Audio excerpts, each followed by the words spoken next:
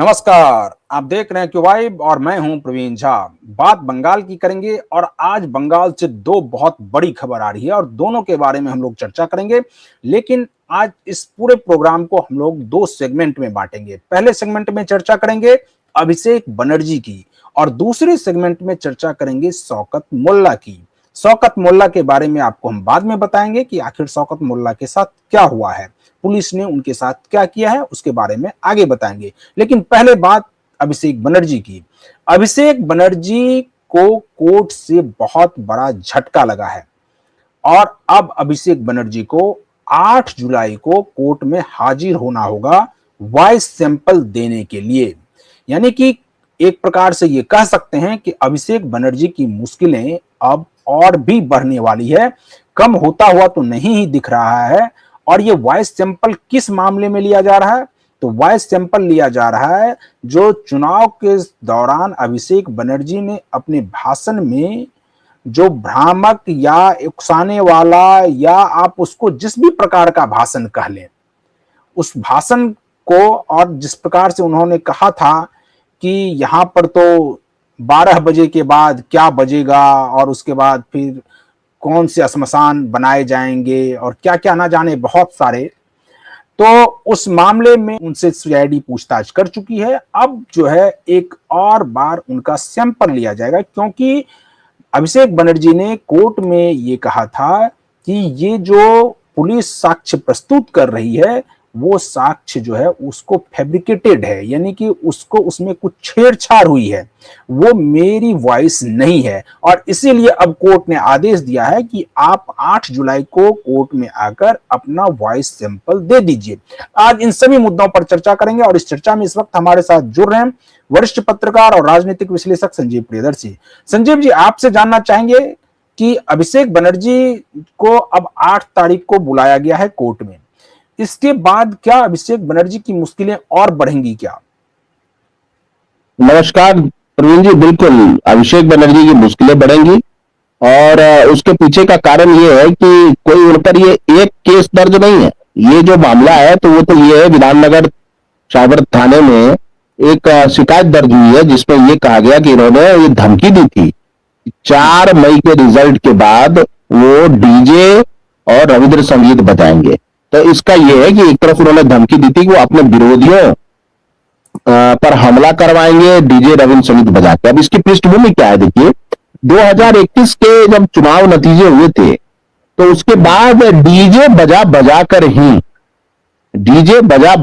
ही इन्होंने पिटाई की थी, खास करके बीजेपी, क्योंकि बीजेपी लड़ रही थी 2021 में उनके खिलाफ। तो गांव गांव में डीजे बजाया गया था और वो जो गाना था खिला हो बे और उसमें दूसरा लाइन शायद ये था कि आमी देखो तुम ही देखो खिला हो बे, मतलब मैं भी देखूंगा और तुम भी देखना कि खेला कैसा होता है। और ये गाना जो है दिव्यांशु भट्टाचार्य ने शायद गाया था, इसकी लिरिक्स दी थी और ये बहुत वायरल हुआ था प्रवीण। ये वायरल ऐसा हुआ था कि न्यूज चैनल के का कोई हेडलाइन खेला होने से ही खत्म होता है।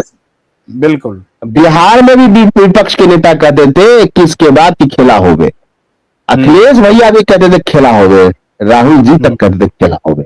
ये खेला हो गए वायरल हो गया था और इस बार उस खेला हो गए गाने का जो गायक था दिव्यांशु भट्टाचार्य, वो है अभी भी टीएमसी का बिल्कुल डिमोटेड वर्कर है।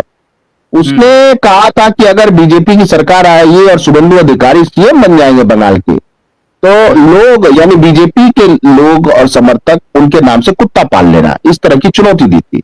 और आप देखिए बहुत सारे ऐसे लोग हैं जिन्होंने बंगाल में अपने कुत्ते का नाम दिव्यांशु भट्टाचार्य रख दिया है और उसको बुलाते हैं ऑनलाइन की दिव्यांशु करके। तो ये है इनका, क्योंकि इसकी पृष्ठभूमि थी कि 2021 के नतीजों के बाद डीजे बजा बजा कर इन्होंने अपने विरोधियों को पीटा था, मारा था, घर जलाया था, महिलाओं के साथ दुष्कर्म किया था और हजारों लोग जान बचाने के लिए असम में चले गए थे और 6-6 महीने असम में रहे।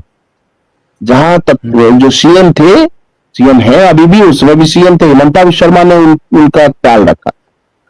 तो ये पृष्ठभूमि इसकी है कि वो डीजे बजाने का मतलब ये है कि जो 2021 में हुआ उससे भी खतरनाक इनकी प्लानिंग इस बार। नहीं, लेकिन लेकिन अभी जो ये अभिषेक बनर्जी जो है, अभी जो ये कोर्ट में ये कहा कि नहीं, ये वॉइस जो है वो उनकी नहीं है।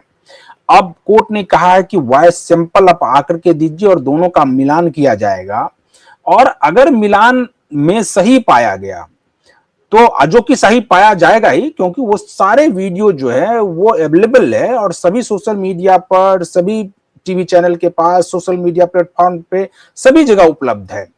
तो वो वीडियो की सच्चाई की कहीं से कोई ये नहीं है कि उसके साथ कोई उसको उसकी वीडियो के साथ छेड़छाड़ या उस ऑडियो के साथ छेड़छाड़ किया गया हो, और पुलिस ने भी वही साक्ष्य प्रस्तुत किया है कोर्ट में।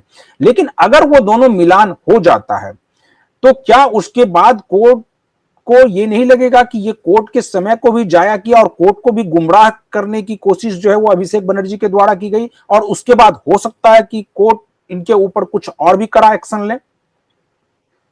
देखिए, कोर्ट में फैसला आने में तो टाइम लगेगा, लेकिन वॉइस सैंपल फिर इनको भी तो लोकतंत्र के तहत अधिकार मिला है अभिषेक बनर्जी को कि मान लीजिए कोई निचली अदालत फैसला देगी तो वह ऊपरी अदालत जाएंगे। यानी कि अगर विधान, अभी तो हाई कोर्ट भी गए थे, कलकत्ता हाई कोर्ट ने उनकी याचिका मानने से इनकार कर दिया, तो इसलिए उनको वॉइस सैंपल देना पड़ रहा है।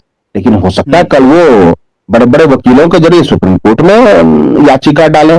तो देखिए, वो लड़ाई, क्योंकि संसाधन की अभी भी उनके पास कोई कमी नहीं है, तो लड़ेंगे, सुप्रीम कोर्ट तक लड़ेंगे। और हम जानते हैं कि हमारी कानूनी प्रक्रिया में समय लगता है, वो प्रोसेस मतलब ऐसा है कि अब उनके लिए डेडिकेटेड अगर बन जाए कि जिसकी 2 दिन पर सुनवाई होने लगे, ट्रायल बहुत जल्दी जल्दी होने लगे, स्पीडी ट्रायल, तब उनको जल्दी सजा मिल सकती है। लेकिन होता क्या है, देखिए कि हर नेता का एक अपना स्टेटस होता है, एक ब्रांड वैल्यू होता है।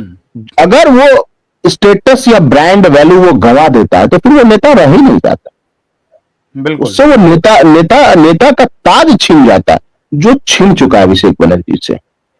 अब जो हो रहा है कि देखिए, उनकी पार्टी टूट गई, विधायक चले गए, और सबने, यहां तक कि कल्याण बनर्जी हो चाहे कुणाल घोष हो, सबने अटैक किया है, पार्टी के मीटिंग में भी अटैक किया है इन पर अभिषेक बनर्जी। बिल्कुल। और ममता बनर्जी ये कोशिश कर रही है कि इसलिए वो कुछ नहीं बोल रहे अभिषेक पर, उनको लग रहा है कि आज न कल अभिषेक बनर्जी सरकारी गवाह बनेगा, और अगर उसने इनके खिलाफ दीदी मणि पे कुछ बोल दिया तब तो दीदी मणि भी जेल जाने की नौबत है। क्योंकि देखिए, वो Abhishek Banerjee power without responsibility enjoy कर रहा था, ये समझना चाहिए हमारे दर्शकों को। लोग बार बार कहते हैं कि तुरंत उसको क्यों नहीं गिरफ्तार कर लिया। देखिए, तुरंत गिरफ्तार इस तरह से कानूनी प्रक्रिया नहीं है, वो किसी लाभ के पद पर नहीं है सिवाय एक सांसद को छोड़। तो फिर आप उसको कैसे गुनहगार ठहराओगे?